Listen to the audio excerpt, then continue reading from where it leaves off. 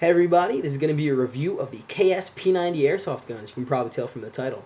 I'm not going to be doing an unboxing, or a review of the stuff you get with it, because you might get a different package. I got mine off of Airrattle for $115, and here is the gun. Looks great, fires really well, no problems at all with shipping, handling stuff. Some basics about the gun. You've got your bottom receiver, all ABS plastic, your trigger and your selector switch right underneath it. That's there for easy access.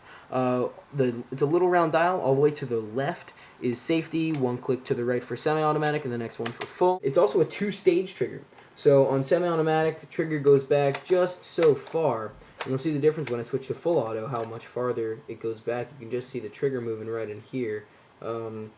Right in here you can see that on semi goes here, and full auto goes probably just a centimeter back. But the cool thing is, when you're on full auto, it's real easy just to pull it back to semi-automatic. Like, I don't have to keep my finger that steady to keep it on semi-automatic going back and forth. There's a little friction point that gives you a lot of control. So you can still just pop off one round even if the selector's still on full auto. Obviously you can still just whale it back really easily and pop off as many rounds as you want with the great RPM that it gets. Magazine slide right here to take the mag out. There are two tabs, one there, and you push those back with, I like to use my thumb and my forefinger, and your other three fingers can just curl underneath the magazine and take it out. To put it back in, really hard to mess up. Flat end goes towards the front of the gun, and you start to angle it in like such. It just slides right down, and you pop it down. It's pretty hard to get that messed up. Next kind of tricky thing is the battery. Battery's held here in the buttstock.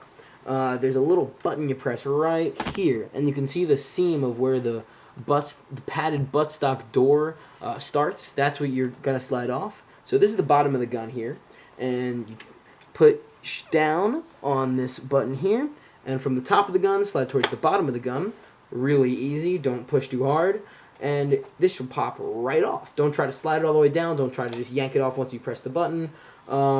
Simple stuff like that. Battery goes up in this upper receiver here, and you've got your connectors that go straight in there. If you don't know the basics of putting together an airsoft battery, I'm sure there's a video, and it'll obviously come with a manual. This one's manual is in kind of a interesting English translation from the original Chinese, but that's always fun. Now here are 5 reasons why you should get the KS P90 Airsoft Gun. I think the gun looks great. I really love the look of the P90. That was kind of the first thing that sold me on it until I saw the stats and all the other things I'm going to talk about. I just think it's kind of like a futuristic gun. Looks really cool. It's something that I kind of want to own, and so that's why I got it. The feel of the gun's really comfortable. The way you're supposed to hold it, some people don't know this, is you put whatever trigger finger you're going to use, and your thumb goes through the back, and this hand wraps around the bottom. The other one, your thumb goes through the same hole as your trigger finger, and your hand wraps around the front here, and there's a little handrail. Don't put your hand anywhere else, especially not here. That would be idiotic. That's really comfortable, in line with your shoulder, in line with your head for easy aiming, and it's a really comfortable system in general. This is a great gun, especially for the money. I got it for $115 off of Airrattle. I'll just talk about that in just a sec. But the stats, I'm sure you're dying to hear about it. The FPS. It's said to get about 400 FPS. That's on Airrattle. Either they were using a broken chronograph with 0.12 gram BBs, or they're just lying to get you to buy the gun. I'm betting it gets closer to a normal, AEG 380 if you're using 0.2s, 350 if you're using 0.25s. That's just kind of an estimate. I don't have a chronograph to go and show you guys, but I think there are other reviews with this same or similar guns, and that's a perfect FPS for CQB, for messing around with your friends. It'll make your BBs go nice, straight, and accurate. Next thing, this is the hop-up version. The hop-up is right under here. It's right underneath that door. That's the handrail that you put your trigger finger in. And it's this little door right in there. You take, it should be locked up like that. You take it from the top, just slide it nice and easy down to the bottom, and there's your hop-up. Again, if you don't know what hop-up is, it's just a little backspin put on the BB, so it keeps it flying straighter and more accurate. There's much more details, I'm sure, on YouTube. The RPM of the gun, it's probably about 1,200 rounds per minute. I don't know if you're ever going to fire for a full minute, but it's 20 rounds per second, and that's great, for CQB. I know my friend's gun gets really similar stats. He has a big M4 carbine, but this is a nice compact SMG, and I think it's about 22 inches in length. I haven't gotten my ruler out to completely measure. It's got a very long barrel in it too. I'll try to show you here. That's the BB receiver, so I'm guessing the barrel starts a little bit in front of that with all the gears and stuff. So I'm betting, and whatever, it goes up to right about here on the gun. So here to here, I'm guessing, just kind of estimating 8 to 9 inches, I guess. I'm not exactly sure. I haven't really taken a ruler out, remove the top receiver. I'm not going to do that, but it's longer than most SMGs, so that also improves the accuracy and the overall stats. As I've been saying a bunch of times, it's a really, really comfortable system. You've got your easy access to the selector switch, easy magazine intake, putting in, taking it out.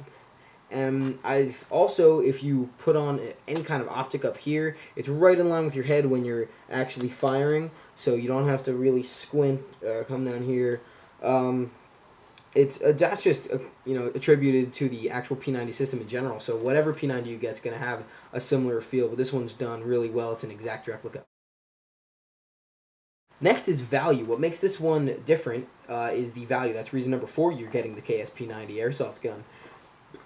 There are a bunch of imposters out there. I say imposters because Echo One and JG kind of just stamp their name tag on the same materials, same look, same feel, same internals, and same stats, and then cost you almost $50 more. I know Echo One was nice enough to throw in a free extra magazine, except you can get the same extra mag for $15, therefore saving you another $35 to spend on anything else you want.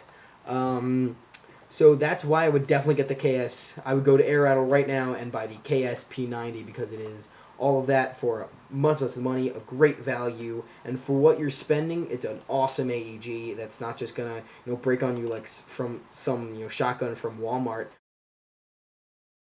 This gun allows you to really put whatever you want on it and make out of it whatever you want to do. The top rail system allows for a lot of different optics. I have a red dot sight here that I got off of Air Rattle. It's really great positioning. Looks pretty cool in general.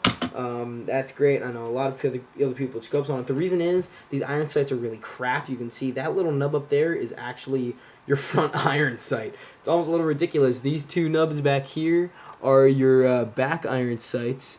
I don't know if you can even see that, but they suck. It's really annoying. But that might be the only con to the gun, is the annoying iron sights. It also has these side rails right here and here. Okay, I'll show you a better shot. On the other side, right there, in the same spot. I've seen people put flashlights and lasers and whatever other kind of stuff they want to put on there. I'm not into that stuff, but it's your gun, go for it. And this gun allows you to go for it and make of it what you want. So that's why I would recommend this gun for beginners. It's got great FPS, and it's a great deal, good rate of fire. It's perfect for messing around with your buddies in a little CQB war, and it's an awesome look and feel in general. Any questions, comments, please post them down below. And go to Air Rattle, buy the KS P90 right now. Right now, do it right now.